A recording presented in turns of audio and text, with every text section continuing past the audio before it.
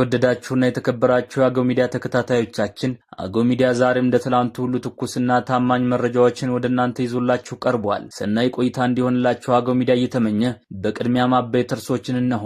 በአማራ ክልል ልባዊ ብሔረሰብ ዞን ውስጥ የሚኖሩ ህዝቦች በከፍተኛ ስጋት ውስጥ እንገኛለን ሲሉ ገለጹ።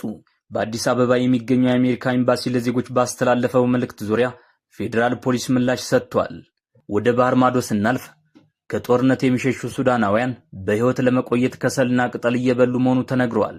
ክብራትና ክብራን ከአገው ሚዲያ ጋር ከቆያችሁ እነዚህንና ሌሎች መረጃዎችን ታደምጣላችሁ። እንዲሁም ለአገው ሚዲያ አዲስ ከሆናችሁ ሼር፣ ላይክ እና ሰብስክራይብ በማድረግ መረጃው ለብዙሃኑ እንዲዳረስ ማድረጋችሁን አትዘንጉ ለማለት እንወዳለን።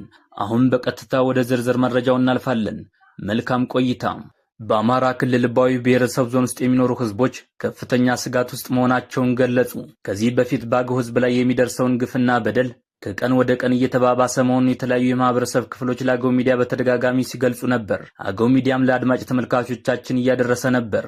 ዛሬ ደግሞ በአገው ህዝብ ላይ በፋኖ ከፍተኛ ጫና እየደረሰበት እንደሆነ፣ ሊደርስ የሚችለውን መገደል፣ መታሰርና መገረፍ እንዲሁ ስጋት እንዳላቸው ተናግረዋል። ምክንያቱን ሲገልጹ ፋኖ በአሁኑ ጊዜ በዳንግላ ወረዳ ጫራና አካባቢው፣ ፋግታ ለኮማ ወረዳ፣ ጃዊ ወረዳ በአብዛኛው የገጠር አካባቢዎች፣ ባንጃ ወረዳ፣ በእንጅባራ እንዲሁም በቅርብ ርቀት በጓጉሳ ሽኩዳድ ወረዳ፣ በአሽፋና አካባቢው፣ አንከሻ ጓጉሳ ወረዳ፣ ቡያ ኢየሱስና ችባችባሳ እንዲሁም አየሁ ጓጉሳ፣ ቸሌ በረሃና ዚገም ወረዳ ሶሪት በአሁኑ ጊዜ ፋኖ ካምፕና ማሰልጠኛዎች እንደሆኑ ተገልጿል። በተለያየ ሁኔታ ዳንግላ ወረዳ፣ ጫራና አየሁ ጓጉሳ ወረዳ፣ ቸሌና ኮሌ በረሃ በአስፈሪ ሁኔታ ከፍተኛ ቁጥር ያለው ፋኖ የሚሰለጥንባቸው ቦታዎች መሆናቸውን ታማኝ አገው ሚዲያ ምንጮች ገልጸዋል። ዓላማውን የተጠየቁት እነዚህ ምንጮቻችን አዘና ከተማንና ዳንግላ ከተማን በመውረር ንብረት መዝረፍና ባገውነታቸው የሚተማመኑ አገዎችን እንደተለመደው ለመግደል ነው ሲሉ ተናግረዋል። መፍትሄውን እንዲያጋሩን ከአገው ሚዲያ ጥያቄ የቀረበላቸው ምንጮቻችን መንግስት ታማኝና እውነተኛ የህዝብ አገልጋይ አመራሮችን መመደብ አለበት ብለዋል።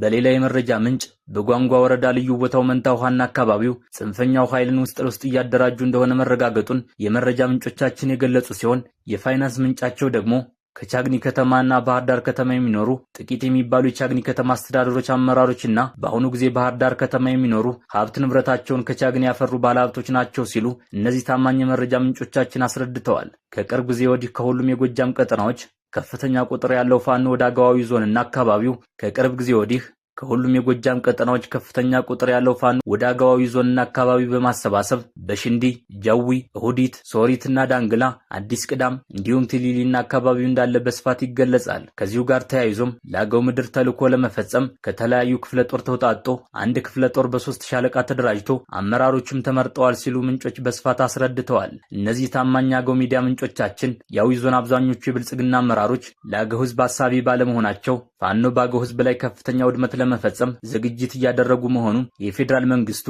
ለአገው ህዝብ በአስቸኳይ ከለላና ጥቃት እንዲያደርግልን እንዲሁም የዞን አመራሮች ላይ ምርመራ እንዲደረግልን እንጠይቃለን ሲሉ በርካታ የአገው ምድር ነዋሪዎች የመፍትሄ ሀሳባቸውን አቅርበዋል። የተሰለፈበትን ዓላማ የተረዳ ብሔራዊ መከላከያ ሰራዊት ተገንብቷል ሲሉ ፊልድ ማርሻል ብርሃኑ ጁላ ገልጸዋል። በሁለንተናዊ መስክ ራሱን እያበቃ የመጣና የተሰለፈበትን ዓላማ ጠንቅቆ የተረዳ ሀገሩን የሚወድ ፕሮፌሽናል ሰራዊት መገንባቱን የጦር ኃይሎች ጠቅላይ ኤታማዦር ሹም ፊልድ ማርሻል ብርሃኑ ጁላ ገለጹ። ፊልድ ማርሻል ብርሃኑ ጁላ ከሰራዊቱ ከፍተኛ አመራሮች ጋር ባደረጉት ውይይት ሀገራዊ ለውጡን ተከትሎ በተቋሙ የተሰራው ሪፎርም በርካታ ውጤቶችን ለማስመዝገብ ምቹ ሁኔታ መፈጠሩን አንስተዋል። ሀገራችን በታሪኳ በዚህ ደረጃ ብዛትና ጥራት ያለው ፕሮፌሽናል ሰራዊት ገንብታ አታውቅም ያሉት ፊልድ ማርሻል ብርሃኑ ጁላ ሀገሩና ሙያውን የሚወድ የሚሰጠውን ግዳጅ በአነስተኛ ኪሳራ የመፈጸም ብቃት ያለው ኃይል ተገንብቷል ብለዋል። ሰራዊቱ ሀገርን ከብተና ከማዳን ባለፈ ብልጽግናና ዲሞክራሲን ለማረጋገጥ እየተደረገ ባለው ጥረት ያስመዘገባቸው ድሎች በታሪክ ሲዘከር የሚኖር መሆኑን ተናግረዋል። በተሳሳተ እሳቤ ወደ ጫካ ገብተው የነበሩ በ10 ሺዎች የሚቆጠሩ ታጣቂዎች የሰላምን መንገድ በመከተል እጃቸውን ለሰራዊቱ መስጠታቸውንም አክለዋል። በተለያየ ቦታ ይንቀሳቀሱ የነበሩ ጽንፈኛ ኃይሎች ከመቼውም ጊዜ በላይ መዳከማቸውን የገለጹት ኤታማዦር ሹሙ የሰላምን ጥሪ ያልተቀበሉትን የመለቃቀም ስራዎች ተጠናክረው እንደሚቀጥሉም ገልጸዋል። በጦር ሜዳ ማሸነፍ ያቃታቸው የሀገርና የህዝብ ጠላቶች የውሸት ትርክት በመፍጠርና የስነ ልቦና ጦርነት በመክፈት ሰራዊቱን ለማጠልሸት ቢሞክሩም በህዝብ ዘንድ ተቀባይነት ማጣታቸውንና እንዲሁም ህዝቡ ለሰራዊቱ የሚያደርገው ድጋፍ ተጠናክሮ መቀጠሉንም አሳስበዋል። በምድር፣ በባህር፣ በአየርና በሳይበር ኃይል የተደራጀው ሰራዊቱ ዘመኑ የደረሰበትን የቴክኖሎጂና የውጊያ አቅም ላይ ለማድረስ መቻሉንም ገልጸዋል።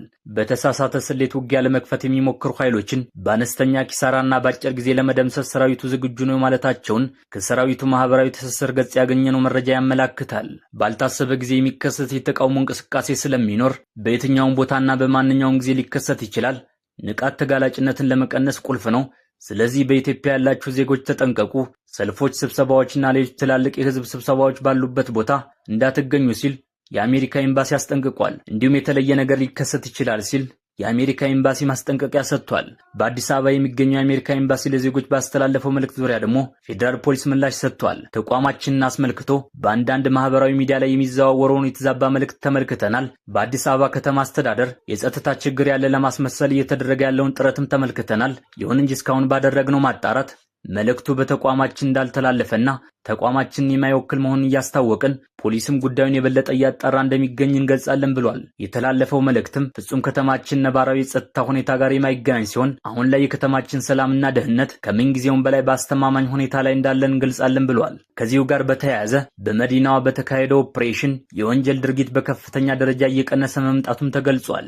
የኢትዮጵያ ፌዴራል ፖሊስና የአዲስ አበባ ፖሊስ የአዲስ አበባ ከተማ አጠቃላይ የጸጥታ ሁኔታን ገምግመዋል።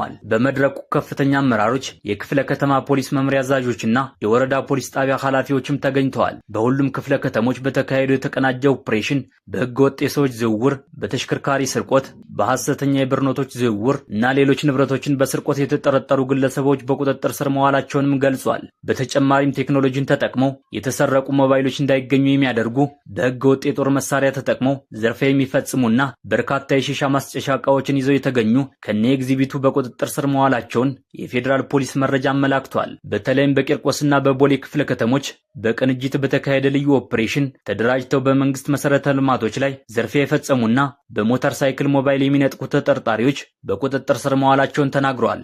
12 የኤቲኤም ካርድ ከግለሰቦች አታለው በመውሰድ ገንዘብ የዘረፈ ተጠርጣሪ ግለሰብ መያዙንም ተጠቁሟል። ከጦርነት የሚሸሹ ሱዳናውያን በህይወት ለመቆየት ከሰልና ቅጠል እየበሉ መሆኑ ተነገረ።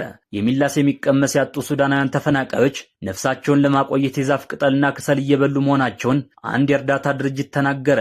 በኤልፋሽር ከተማ አቅራቢያ በሚገኝ ተፈናቃዮች ካምፕ ላይ ከተፈጸመው ጥቃት ተርፎ የሸሹ ሰዎች ምግብ ማግኘት ባለመቻላቸው ያገኙትን ሁሉ እየተመገቡ እንደሆነ ተገልጿል። እየሰማን ያለነው ታሪክ በእውነት በጣም ይዘገንናል ሲሉ የናይጄሪያን ሪፊውጅ ካውንስል ኃላፊዋ ኖዋ ታይለር ለቢቢሲ ኒውስ ዴይ ፕሮግራም ተናግረዋል። ሰዎች ከኤልፋሽር ወደ ታዩል እየሸሹ ነው፣ ነገር ግን እንደደረሱ ህይወታቸው እያለፈ ነው ሲሉ ኃላፊዋ አክለዋል። አንዳንዶቹ እጅግ በሚያቃጥል ሙቀትና ከዛምዛም ካምፕ ተነስተው 40 ኪሎ ሜትር ሲጓዙ መንገድ ላይ በውሃ ጥም ምክንያት እየሞቱ ነውም ብለዋል።